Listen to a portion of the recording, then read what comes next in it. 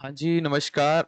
मैं Sandeep Singh सुड्ढा, assistant professor Hindi, एसएनकेपी राजकीय स्नातकोत्तर महाविद्यालय नीमका थाना में कार्यरत हूँ। अपने रश्मि रथी काव्य का वाचन कर रहे हैं और इसी कड़ी में आज अपने तृतीय सर्ग, जो सर्वाधिक प्रसिद्ध सर्ग है, इसकी जो पंक्तियां है वो ओजगुण से संपन्न, वीर रस से संपन्न है। इसमें भगवान कृष्ण का रुद्र रूप देखने को मिलता है। इस सर्ग में जो प्रेरणादायी वक्तव्य है वो हमेशा कवि सम्मेलनों में, कहीं भी मोटिवेशनल क्लासेस में हमेशा हमेशा गाए जाते हैं। कोई भी बड़ी सभा होती है, उन बड़ी सभाओं में भी ये हमेशा हमेशा से गाए जाते हैं। वो ये सर्ग आज अपने यहाँ वाचन कर रहे हैं। तो तृतीय सर्ग की पहले मैं कथा वस्तु बता देता हूं, उसके बाद में अपने शुरू करेंगे काव्य पाठ। कौरवों ने द्यूत के छल से, द्यूत मतलब है जुए के छल से, पांडवों को 13 वर्षों तक वनवास झेलने को विवश किया था।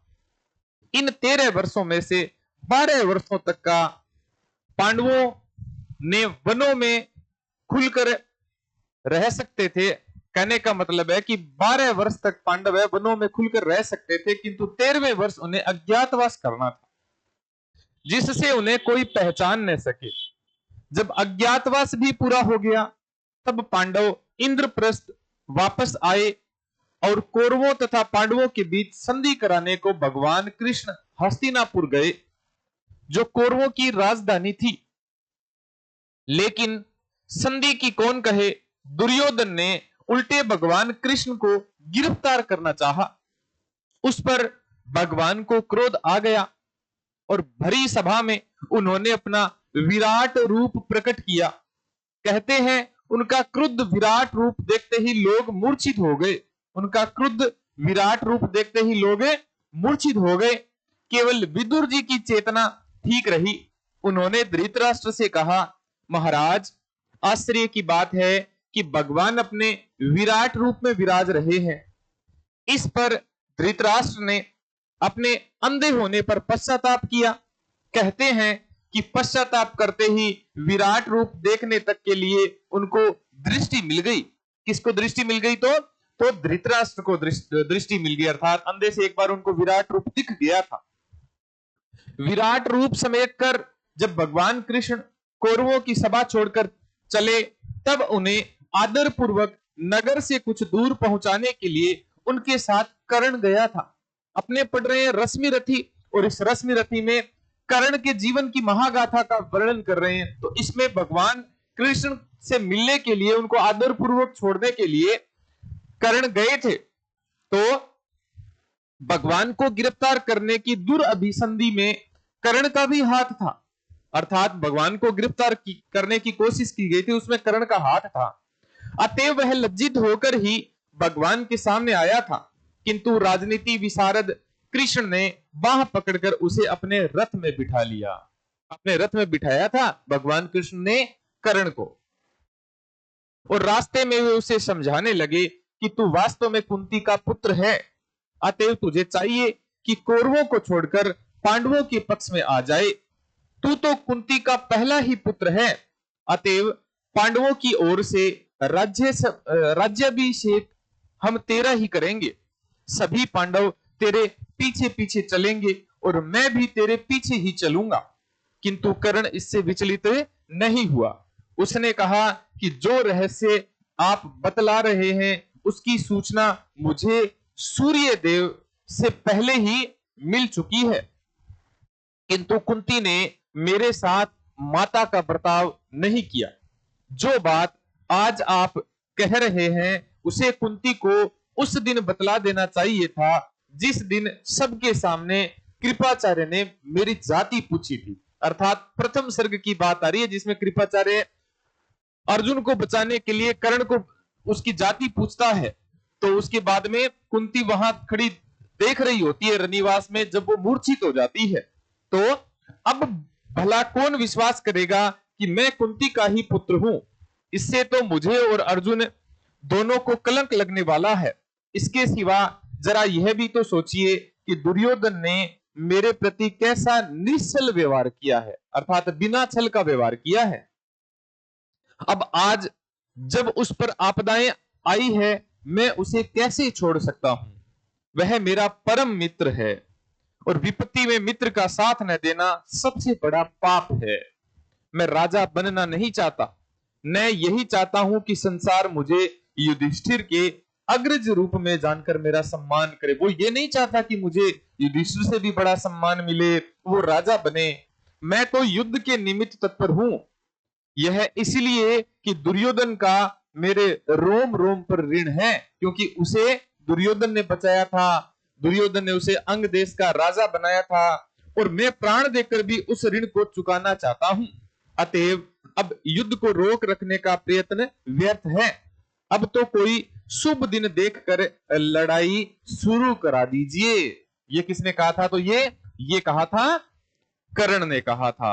अब मैं काव्य पाठ करूंगा तो जबरदस्त काव्य है ये जो काव्य पढ़ोगे तो आपको वास्तव में लगेगा कि रामधारी सिंह जी दिनकर ओज के कवि थे। आपको वास्तव में लगेगा कि ये जो रश्मि रथी है, ये क्यों हर सभाओं में इनका जिक्र होता है, क्यों ये जो रश्मि रथी है उनको हर एक साहित्य प्रेमी याद करता है। न केवल साहित्य प्रेमी बल्कि हर एक भारतवासी इस रश्मि रथी की पंक्तियों को गुनगुनाता रहता है।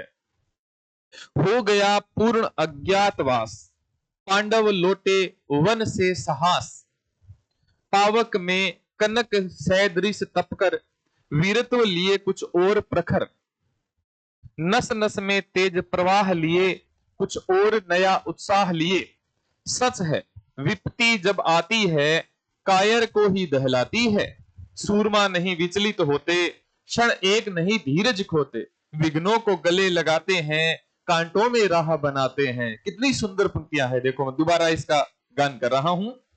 सच है विपत्ति जब आती है कायर को ही दहलाती है, सूरमा नहीं विचलित होते, क्षण एक नहीं धीरज खोते, विघ्नों को गले लगाते हैं, कांटों में राह बनाते हैं, मुख से न कभी उप कहते हैं, संकट का चरण न गहते हैं, जो आप पड़ता सब सहते हैं, उद्योग निरत नित रहते हैं, शूलों का मूल नसाने को, बड़ खुद विपत्ति पर छाने को, है कौन विघ्न ऐसा जग में, टिक सके वीर नर के मग में, खम ठोक ठेलता है नर, पर्वत के जाते पांव उखड़, मानव जब जोर लगाता है पत्थर पानी बन जाता है, मानव जब जोर लगाता है पत्थर पानी बन जाता है, गुण बड़े एक से एक प्रखर, है छिपे मानवों के भीतर, मेहंदी में जैसे लाली हो, वर्तिका बीच उजाली हो, बत्ती जो नहीं जलाता है रोशनी नहीं वह पाता है, बत्ती जो नहीं जलाता है रोशनी नहीं वह पाता है, पीसा जाता जब इक्षुदंड, जरती रस की धारा अखंड। इक्षुदंड अर्थात गन्ने की जो पोरी होती है ना, जब वो मशीन में दी जाती है ना, तब उससे रस की धारा बहती है।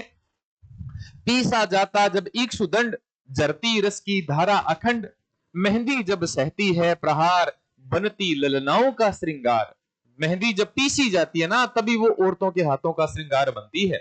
जब फूल पिरोए जाते हैं हम उनको गले लगाते हैं, जब फूल पिरोए जाते हैं अर्थात फूलों को जब पिरोया जाता है ना धागे में, सुई उनके सीने से निकलती है, तभी हम उनको गले लगाते हैं। वसुधा का नेता कौन हुआ, भूखंड विजेता कौन हुआ, अतुलित यश क्रेता कौन हुआ, नव धर्म प्रणेता कौन हुआ, जिसने न कभी आराम किया, विघ्नों में रहकर नाम किया। जब विघ्न सामने आते हैं सोते से हमें जगाते हैं, मन को मरोड़ते हैं पल पल, तन को झंझोड़ते हैं पल पल, सतपथ की ओर लगाकर ही जाते हैं हमें जगाकर ही। ये जो विघ्न होते हैं ये विघ्न ही हमें जगाकर जाते हैं।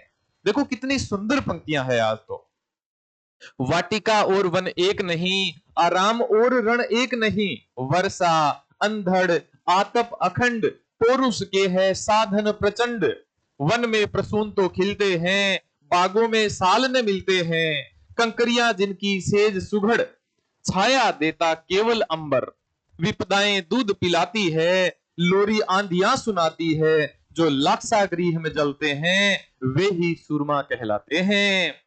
कंकरियां जिनकी सेज सुगड़, अर्थात जो कंकड़ पत्थरों पर सोते हैं, छाया देता केवल अंबर, आसमान केवल छाया करता है वो। विपदाएं दूध पिलाती है, जब मुसीबतें आती है ना वो उनको दूध पिलाती है। लोरी आंधियां सुनाती है, आंधियों में भी वो सोते रहते हैं, आंधियां उनको लोरी जैसी लगती है। जो लाक्षागृह में जलते हैं वे ही सूरमा निकलते हैं। जो लाख के घर में भी जले हुए, लाख के घर में से भी बचकर निकल जाते हैं, अर्थात पांडवों के बारे में कहा गया है, वे ही सूरमा निकलते हैं।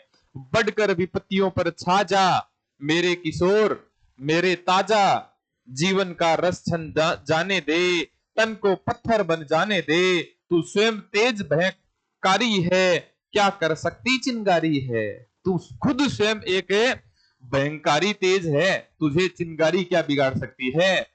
वर्षों तक वन में घूम घूम, कितनी सुंदर पंक्तियां है भाई। वर्षों तक वन में घूम घूम, बाधा विघ्नों को चूम चूम, सह धूप घाम पानी पत्थर, पांडव आए कुछ और निखर। सौभाग्य न सब दिन सोता है, देखे आगे क्या होता है। वर्षों तक वन में घूम घूम, वर्षों तक वन में घूम घूम, विघ्न बाधाओं को चूम चूम, सह धूप घाम पानी पत्थर, पांडव आए कुछ और निखर। सौभाग्य न सब दिन सोता है, देखें आगे क्या होता है। मैत्री की राह बताने को, सबको सुमार्ग पर लाने को, दुर्योधन को समझाने को, भीषण विध्वंस बचाने को, भगवान हस्तिनापुर आए, पांडवों का संदेशा लाए। दो न्याय अगर तो आधा दो, पर इसमें भी यदि बाधा हो तो दे दो केवल 5 ग्राम। रखो अपनी धरती तमाम, दे दो केवल 5 ग्राम, अर्थात हमें तो केवल 5 ग्राम ही दे दो। रखो अपनी धरती तमाम, हम बड़ी खुशी से खाएंगे, परिजन पर असी न उठाएंगे, अर्थात अपने परिजनों पर, कहने का मतलब है कि कौरवों पर असी मतलब तलवार नहीं उठाएंगे। दुर्योधन वह भी दे न सका, आशीष समाज का ले न सका, उल्टे हरि को बांधने चला, जो था असाध्य साधने चला। जब नास मनुज पर छाता है, पहले विवेक मर जाता है। दुर्योधन वह भी दे न सका, आशीष समाज का ले न सका, उल्टे हरि को बांधने चला, जो था असाध्य साधने चला। जब नास मनुज पर छाता है, पहले विवेक मर जाता है। हरि ने भीषण हुंकार किया, अपना स्वरूप विस्तार किया, डगमग डगमग दिग्गज डोले, भगवान कुपित होकर बोले, जंजीर बढ़ाकर साध मुझे, हां हां दुर्योधन बांध मुझे। जब भगवान को क्रोध आया, उन्होंने रुद्र रूप लिया, तो उन्होंने क्या कहा, हरि ने भीषण हुंकार किया, अपना स्वरूप विस्तार किया, डगमग डगमग दिग्गज डोले, भगवान कुपित होकर बोले, जंजीर बढ़ाकर साध मुझे, हां हां दुर्योधन बांध मुझे। यह देख, अब जो भगवान कृष्ण क्या कहते हैं, ये जो बात है, ये पूरे गीता की सारांश की बात है। ये जो बात है, ये हर एक कवि सम्मेलन में, हर एक सभा में, हर एक विद्वानों की मंडली में, हर एक नुक्कड़ पे, हर एक गांव की नुक्कड़, शहर की नुक्कड़ पे ये जो पंक्ति गाई जाती है, क्या है, भगवान कृष्ण क्या कहते हैं, यह देख गगन मुझ में लय है, यह देख पवन मुझ में लय है, मुझ में विलीन झंकार सकल, मुझ में लय है संसार सकल, अमृतत्व फूलता है मुझ में, संहार झूलता है मुझ में। कहने का मतलब है, ये जो आसमान, ये जो हवा है, ये जो हवा है, ये जो आवाज है, ये जो संसार है, ये सब मुझ में ही विलीन है। अमृतत्व फूलता है मुझ में, संहार झूलता है मुझ में। संहार भी मैं कर सकता हूं, अमृतत्व भी मुझ में ही है। उदयाचल मेरा दीप्त भाल, भूमंडल वक्ष स्थल विशाल, बुझ परिधि बंद को घेरे हैं, मेनाक मेरु पग मेरे हैं, दीप्ते जो ग्रह नक्षत्र निकर, सब है मेरे मुख के अंदर। जब ग्रह नक्षत्र जितने भी है ना, वो सारे के सारे भगवान कृष्ण कह रहे हैं कि मेरे मुख के अंदर है। दृग हो तो दृश्य अकांड देख, मुझ में सारा ब्रह्मांड देख, चर अचर जीव जग क्षर अक्षर नस्वर मनुष्य सुर जाति अमर, सतकोटि सूर्य सतकोटि चंद्र, सतकोटि सरित सर सिंधु मंद्र, सतकोटि विष्णु ब्रह्म महेश, सतकोटि विष्णु जलपति धनेश, सतकोटि रुद्र सतकोटि काल, सतकोटि दंडधर लोकपाल, जंजीर बढ़ाकर साध इन्हें, हाँ हाँ दुर्योधन बांध इन्हें। अर्थात इस पूरे संसार को तू बांध सकता है क्या? अगर पूरे संसार को बांध सकता है तो तू मुझे भी बांध सकता है। भूलोक अतल पाताल देख, गत और अनागत काल देख, यह देख जगत का आदि सृजन, यह देख महाभारत का रण। मृतकों से पटी हुई भू है, पहचान कहां इसमें तू है। अर्थात मृतकों से पटी भूमि, भगवान कृष्ण ने घोषणा पहले ही कर गए थे कि मृतकों से पटी भूमि है और पहचान इसमें कहां तू है। अर्थात तू इसमें पहचान कि तू कहां है इन मृतकों में से। अंबर में कुंतल जाल देख, पद के नीचे पाताल देख। मेरे जो बाल है ना, इनके ऊपर आसमान है और जो पद के नीचे नीचे पाताल देख। मेरे पैर है तो पैर पाताल में है। मुट्ठी में तीनों काल देख, मेरा स्वरूप विकराल देख। सब जन्म मुझी से पाते हैं, फिर लौट मुझी में आते हैं। कितनी जबरदस्त बात कही है, पूरी सच्चाई कही है कि सब जन्म मुझी से पाते हैं, फिर लौट मुझी में आते हैं। जीवा से कटती ज्वाल सघन, सांसों में पाता जन्म पवन। पड़ जाती मेरी दृष्टि जिधर, हंसने लगती है सृष्टि उधर। मैं जब भी मूंदता हूं लोचन, छा जाता चारों ओर मरण। मैं जब भी मूंदता हूं लोचन, जब भी मैं आंखें बंद करता हूं, छा जाता चारों ओर मरण, चारों ओर मरण छा जाता है। बांधने मुझे तो आया है, जंजीर बड़ी क्या लाया है। यदि मुझे बांधना चाहे मन, पहले तो बांध अनंत गगन।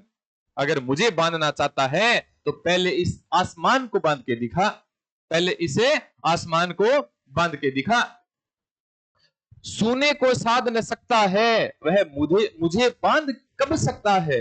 सोने को साध न सकता है, वह मुझे बांध कब सकता है। हित वचन नहीं तूने माना, मैत्री का मूल्य न पहचाना, तो ले मैं भी अब जाता हूं, अंतिम संकल्प सुनाता हूं। अब अंतिम संकल्प क्या था वो सुना के भगवान कृष्ण वहां से निकल जाते हैं। हित वचन तूने नहीं माना, मैत्री का मूल्य न पहचाना, तो ले मैं भी अब जाता हूं, अंतिम संकल्प सुनाता हूं। वो कौन सा संकल्प था? याचना नहीं, अब रण होगा। जीवन जय या कि मरण होगा। जीवन रहेगा, जीत होगी, या फिर मरण होगा। टकराएंगे नक्षत्र निकर, बरसेगी भू पर बहनी प्रखर। अर्थात धरती पर आग बरसेगी। फणशेष नाग का डोलेगा, विकराल काल मुंह खोलेगा। दुर्योधन रण ऐसा होगा, फिर कभी नहीं जैसा होगा। अर्थात ऐसा युद्ध होगा, ऐसा महाभारत होगा जैसा पहले न तो कभी हुआ है और ना कभी भविष्य में ऐसा होगा। भाई पर भाई टूटेंगे, इस बाण बूंद से छूटेंगे। वायस श्रृगाल सुख लूटेंगे। वायस और श्रृगाल, कौवे और जो गीदड़ है, वो सुख लूटेंगे, वो खाएंगे इंसानों को। सौभाग्य मनुज के फूटेंगे, आखिर तू भूसाई होगा। दुर्योधन को कह रहे हैं कि आखिर तू भूसाई होगा, हिंसा का परदाई होगा। हिंसा तेरे कारण हो रही है सारी। भगवान कृष्ण दुर्योधन को समझा रहे हैं कि हिंसा सारी की सारी तेरे कारण हो रही है। आखिर तू भूसाई होगा, हिंसा का परदाई होगा। थी सभासन, सब लोग डरे, चुप थे या थे बेहोश पड़े। जब ऐसा विकराल रूप धारण कर लिया भगवान कृष्ण ने, तो सारी सभा सन्न रह गई। थी सभासन, सब लोग डरे, चुप थे या थे बेहोश पड़े। या तो चुप थे या फिर बेहोश हो गए। केवल दो नर ने अघाते थे, धृतराष्ट्र विदुर सुख पाते थे। अर्थात दो नर ऐसे थे जो इसमें बिल्कुल भी अघाते थे। वो कौन थे? न अघाते थे मतलब वो डर नहीं रहे थे। वो कौन थे? एक तो थे विदुर और एक थे धृतराष्ट्र। कर जोड़ खड़े प्रमुदित निर्भय, दोनों पुकारते थे जय जय। दोनों कौन? दोनों धृतराष्ट्र और विदुर दोनों पुकार रहे कि जय जय। किसकी जय जय? भगवान कृष्ण की जय जय। भगवान सभा को छोड़ चले, करके रण गर्जन घोर चले। सामने करण सकुचाया सा, आ मिला चकित भरमाया सा। हरि हरि बड़े प्रेम से कर धर कर, ले चढ़े उसे अपने रथ पर। देखो भगवान कृष्ण को बांधने में कर्ण का भी हाथ था, लेकिन फिर भी भगवान ने कर्ण को अपने रथ पर बैठा लिया। रथ चला परस्पर बात चली, समदम की टेढ़ी घात चली।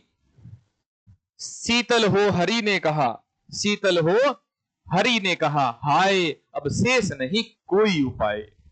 हो विवश हमें धनु धरना है, क्षत्रिय समूह को मरना है। क्षत्रिय समूह को मरना है अर्थात क्षत्रिय अब मरने को चला है, क्योंकि युद्ध होगा अब तो।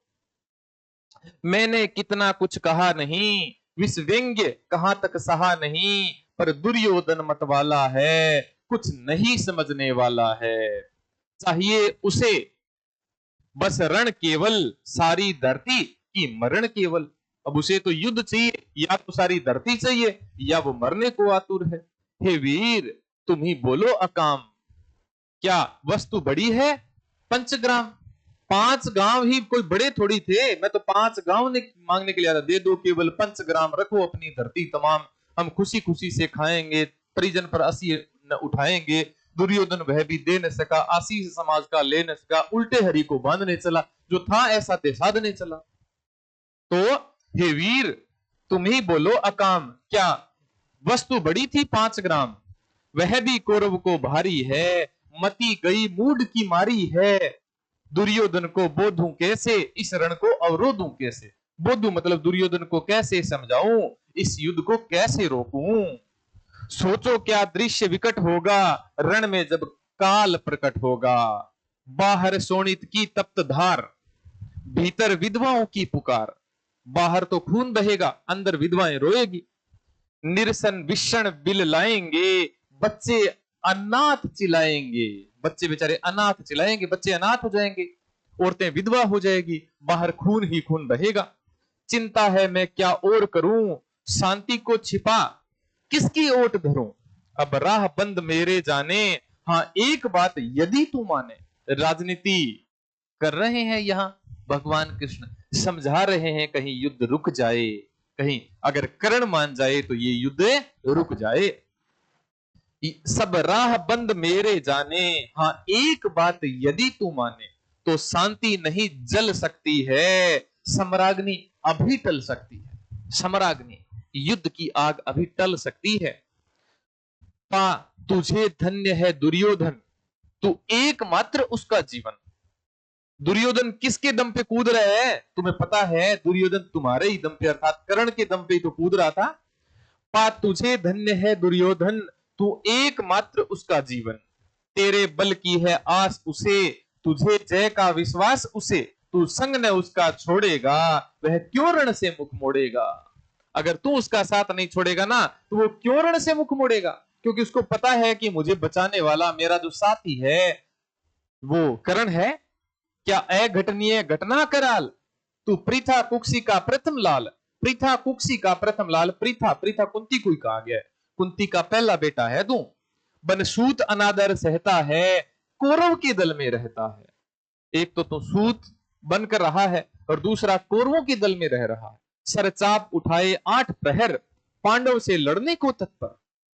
सर और चाप धनुष और बाण उठाकर तू 8वां प्रहर तैयार रहता है कि मैं पांडवों से कैसे लड़ूं। मां का स्नेह पाया न कभी, सामने सत्य आया न कभी। किस्मत के फेरे में पड़कर पा प्रेम बसा दुश्मन के घर। प्रेम देखो कैसे दुश्मन के घर चला गया। निज बंधु मानता है पर को, कहता है शत्रु सहोदर को। पर कौन दोष इसमें तेरा, अब कहां मान इतना मेरा। अब इतना कहा तो मेरा मान ले, तेरी कोई गलती नहीं है। चल होकर संग अभी मेरे, है जहां 5 भ्राता तेरे। जहां 5 भाई तेरा इंतजार कर रहे हैं, प्रतीक्षा कर रहे थे, तू वहां चल। बिछड़े भाई मिल जाएंगे, हम मिलकर मौज मनाएंगे। हम सब मिलकर है वो खुशी मनाएंगे। कुंती का तू ही तनय ज्येष्ठ, बल बुद्धिशील में परम श्रेष्ठ। मस्तक पर मुकुट धरेंगे हम, तेरा अभिषेक करेंगे हम।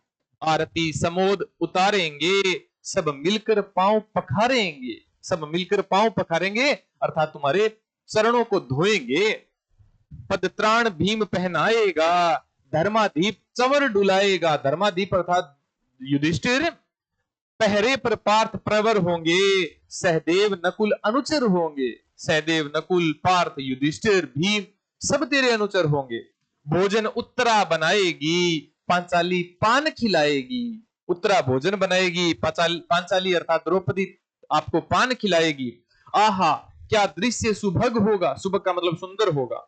आनंद चमत्कृत जग होगा, सब लोग तुझे पहचानेंगे, असली स्वरूप में जानेंगे। खोई मणि को जब पाएगी, कुंती भूली न समाएगी। देखो कुंती कितनी खुश हो जाएगी जब उसका जो बिछड़ी हुई मणि है वो जब उसे मिल जाएगी। रण अनायास रुक जाएगा, कुरुराज स्वयं झुक जाएगा। कुरुराज दुर्योधन झुक जाएगा। संसार बड़े सुख में होगा, कोई न कहीं दुख में होगा। सब गीत खुशी के गाएंगे, तेरा सौभाग्य मनाएंगे। कुरु राज्य समर्पण करता हूं, साम्राज्य समर्पण करता हूं। यश मुकुट मान सिंहासन ले, बस एक भीख मुझको दे दे। कौरव को तजकर रण रोक सके, भूखा हर भावी सोख सके।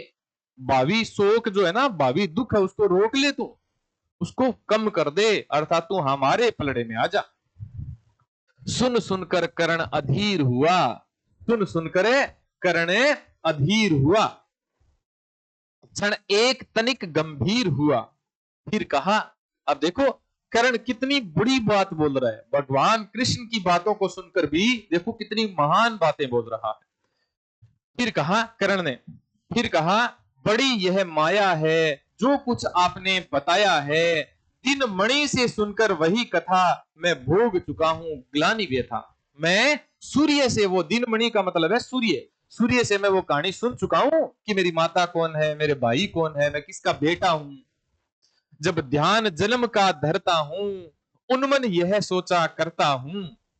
कैसी होगी वह मां कराल, कराल का अर्थ है भयंकर भयानक, वो मां होगी।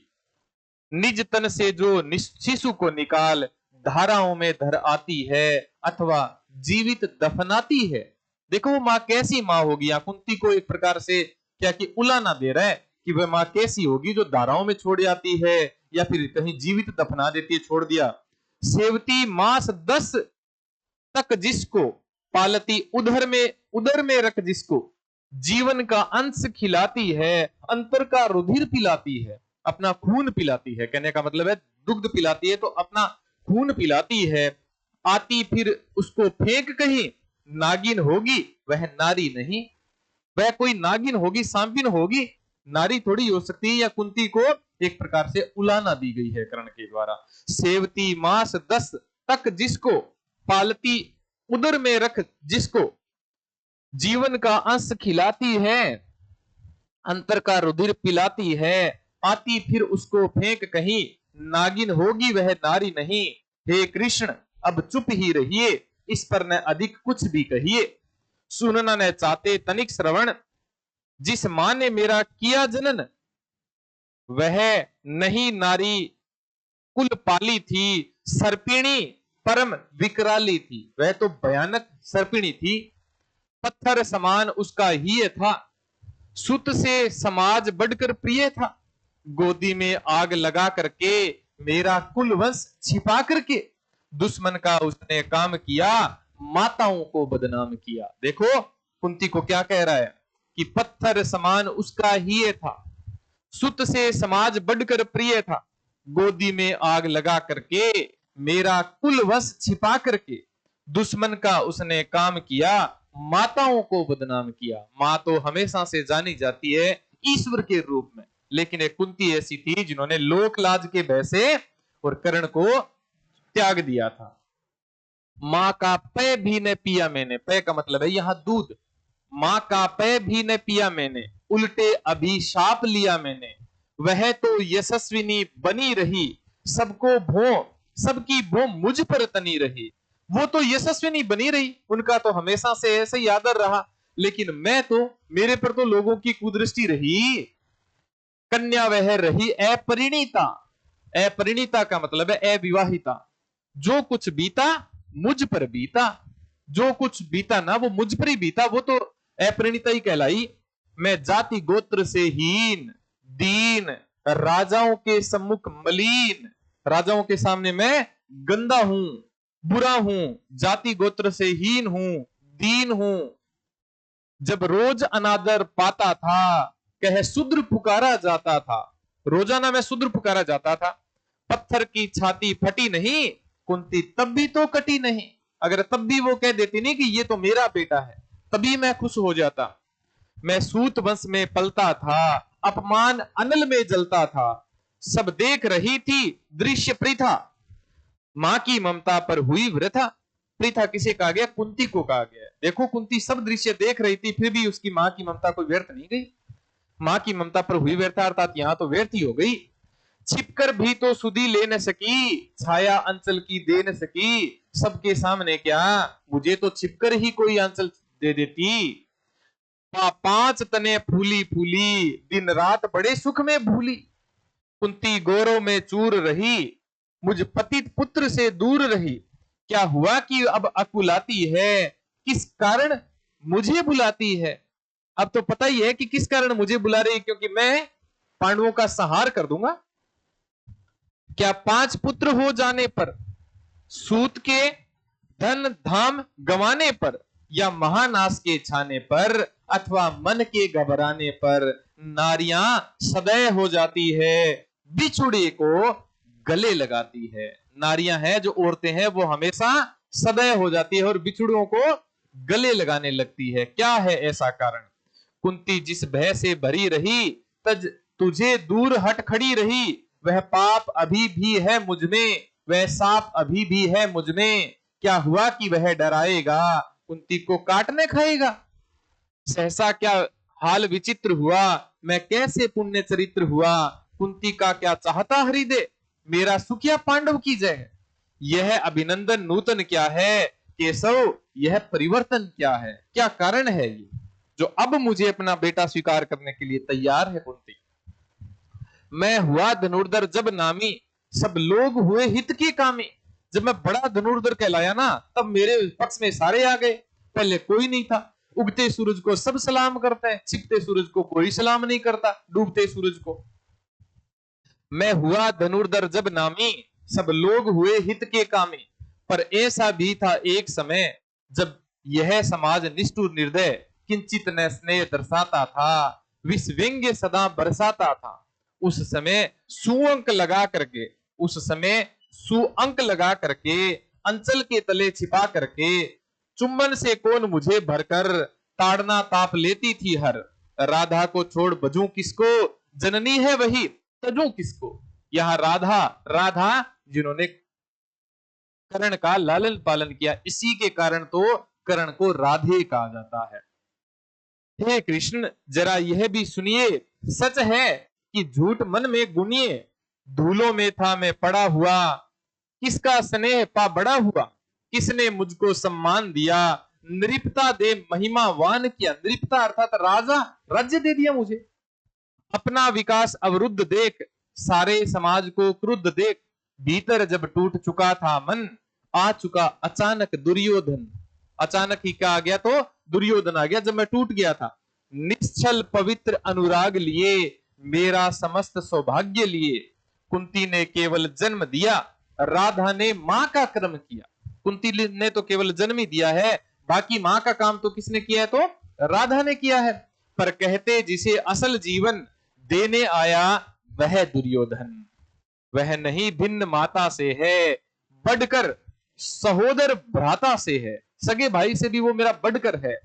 राजा रंक से बना करके, यश मान मुकुट पहना करके, बाहों पर मुझे उठा करके, सामने जगत के ला करके, कर्तव्य क्या क्या न किया उसने, मुझको नव जन्म दिया उसने। है ऋणी कर्ण का रोम रोम, जानते सत्य यह सूर्य सोम। तन मन धन दुर्योधन का है। ये तो तन, ये जो मन, ये सब धन दुर्योधन का है। यह जीवन दुर्योधन का है। सुरपुर से भी मुख मोड़ूंगा, केशव मैं उसे न छोड़ूंगा। अगर मुझे स्वर्ग मिल रहा हो और दूसरी तरफ मुझे दुर्योधन मिल रहा हो, तो मैं दुर्योधन की तरफ जाऊंगा। दुर्योधन के लिए मैं स्वर्ग लोक को भी त्याग दूंगा। केशव मैं दुर्योधन को छोड़ूंगा नहीं। सच है मेरी है आस उसे, मुझ पर अटूट विश्वास उसे, हाँ सच है मेरे ही बल पर ठाना है उसने महासमर। मेरी ताकत के बल पर ही तो उसने कहा है कि जाओ युद्ध कर लो, मेरे साथ मेरा दोस्त खड़ा है, मेरे साथ मेरा मित्र खड़ा है, मेरे साथ मेरा कर्ण खड़ा है। पर मैं कैसा पापी हूंगा, दुर्योधन को धोखा दूंगा। रह साथ सदा खेला खाया, सौभाग्य सुयस उससे पाया। अब जब विपत्ति आने को है, घनघोर प्रलय छाने को है, तब उसे भाग यदि जाऊंगा, कायर कृतघ्न कहलाऊंगा। कृतघ्न का मतलब होता है किए उपकार को न मानने वाला। मैं भी कुंती का एक तने, जिसको होगा इसका प्रत्यय, संसार मुझे धिक्कारेगा, मन में वह यही विचारेगा। फिर गया तुरंत जब राज मिला, यह कर्ण बड़ा पापी निकला। मैं ही न सहूंगा विषम डंक, अर्जुन को भी होगा कलंक।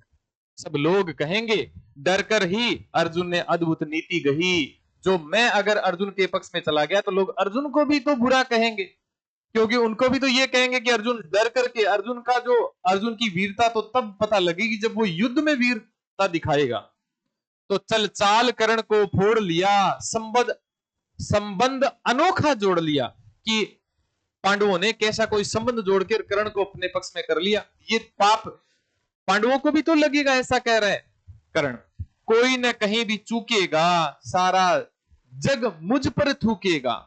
तप त्यागशील जब योगदान मेरे होंगे मिट्टी समान। मैंने जो जितना तप किया, त्याग किया, शीलता धारण की, जप किया, योग किया, दान किया, वो सारे मेरे व्यर्थ चले जाएंगे। लोभी लालची कहलाऊंगा, किसको क्या मुख दिखलाऊंगा। जो आज आप कह रहे आर्य, कुंती के मुख से कृपाचार्य, सुन वही हुए लज्जित होते, हम क्यों रण को सज्जित होते। अगर जो आप कह रहे हो वो अगर कुंती कह देती कृपाचार्य को, तो ये सारा रण होता ही नहीं, मैं दुर्योधन के पक्ष में जाता ही नहीं। मिलता न कर्ण दुर्योधन को, पांडव न कभी जाते वन को। पांडवों को वन में थोड़ी जाने देता मैं पांडवों के पक्ष में चला जाता। मैं कर्ण दुर्योधन के पक्ष में न जाता। लेकिन नौका तट छोड़ चली, कुछ पता नहीं किस ओर चली। यह बीच नदी की धारा है, सूझता न कूल किनारा है। कूल का मतलब किनारा ही होता है। ले लील भले यह धार मुझे, लौटना नहीं स्वीकार मुझे। अब मैं पांडवों के पक्ष में बिल्कुल भी नहीं जाऊंगा, भले ये धरती मुझे खा जाए। धर्माधिराज का ज्येष्ठ बनूं, भारत में सबसे श्रेष्ठ बनूं, कुल की पोशाक पहन करके सिर उठा चलूं, कुछ तन करके। इस झूठ मूठ में रस क्या है केशव, यह सुयस क्या है। मैं युधिष्ठिर का बड़ा भाई बन के घूमूं, कैसा यश है देखो। सिर पर कुलीनता का टीका, भीतर जीवन का रस फीका। बाहर तो कुलीनता का टीका होगा, लेकिन भीतर मेरे जीवन का रस है वो फीका होगा। अपना न नाम जो ले सके, परिचय न तेज से दे सकते। ऐसे भी कुछ नर होते हैं, कुल को खाते ओ खोते हैं। ऐसे जो नर होते हैं ना, जो अपने कुलीनता मिटा देते हैं, वो नर नर नहीं होते। विक्रमी पुरुष लेकिन सिर पर चलता न छत्र, पुरखों का धर। अपना बल तेज जगाता है, सम्मान जगत से पाता है। वो अपने कुल जगत से सम्मान नहीं पाता। असली वीर होता है जो विक्रमी पुरुष होता है, वो अपने तेज से, अपनी ताकत से वो लोहा मनवाता है। सबको उसे देख ललचाते हैं, सब उसे देख ललचाते हैं, कर विविध यत्न अपनाते हैं। उसे देखकर तो सब लालच अपनाते हैं कि हाँ देखो कितना वीर है। कुल गोत्र नहीं साधन मेरा, पुरुषार्थ एक बस धन मेरा। कुल ने तो मुझको फेंक दिया, मैंने हिम्मत से काम लिया। अब वंश चकित भरमाया है, खुद मुझे खोजने आया है। जब मेरे पास कुछ नहीं था तब तो मेरा परिवार मुझे लेने नहीं आया। अब जब मैंने हिम्मत से काम लिया है तो मेरा जो वंश है ना वो मुझे खोजने आए। लेकिन मैं लौट चलूंगा क्या, अपने प्रण से विचलूंगा क्या। मैं अपने प्रण से विचल थोड़ी सकता हूं। रण में कुरुपति का विजय वरण, या पार्थ हाथ करण का मरण। या तो मैं कुरुपति का विजय रथ बनूंगा, या फिर पार्थ के हाथों मरूंगा। या तो कर्ण के हाथों मरूंगा या फिर कुरुपति को विजय कराऊंगा। हे कृष्ण, यह मति मेरी है, तीसरी नहीं गति मेरी है, दो ही गति है मेरी। तो या तो मैं पार्थ के हाथों मरूंगा या फिर मैं दुर्योधन की विजय कराऊंगा। मैत्री की बड़ी सुगध छाया, शीतल हो जाती काया, धिक्कार योग्य होगा वह नर, जो पाकर भी ऐसा तरुवर, वो अलग खड़ा कटवाता है, खुद आप नहीं कट जाता है। देखो कितनी मित्रता का वृक्ष जो खड़ा हुआ है, उसको ऐसा कोई बुरा ही नर होगा जो कटवाएगा और खुद किनारे खड़ा होगा। जिस नर की बाह गही मैंने, जिस तरु की छा गही मैंने, उस पर न वार चलने दूंगा, कैसे कुठार चलने दूंगा।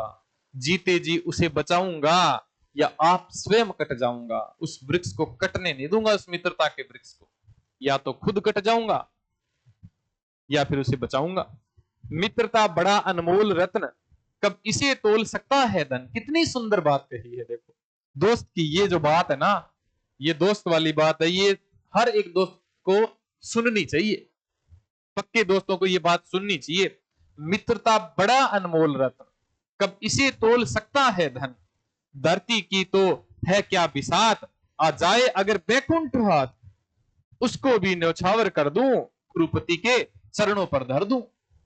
कि मित्रता ऐसा अनमोल रत्न है जिसके आगे धन तो क्या, धरती तो क्या, अगर स्वर्ग भी आ जाए ना तो दुर्योधन के बराबर तोल दूं मैं उसको। दुर्योधन के लिए वो भी छोड़ दूं मैं उसको। कितनी बड़ी बात कह रहा है अपने मित्र के लिए। ये जो बात है, ये मित्र की ये जो बात है, ये बात सदा सदा से अमर हो गई। इसके कारण तो महारथी कर्ण है वो अमर हो गए। सिर लिए स्कंद पर चलता हूं, उस दिन के लिए मैं चलता हूं, यदि चले वज्र दुर्योधन पर, ले लूं बढ़कर अपने ऊपर।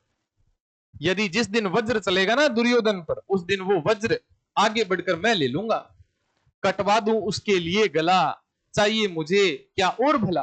मैं उसके लिए गला कटवा दूं, उससे बढ़कर और क्या अच्छा हो सकता है।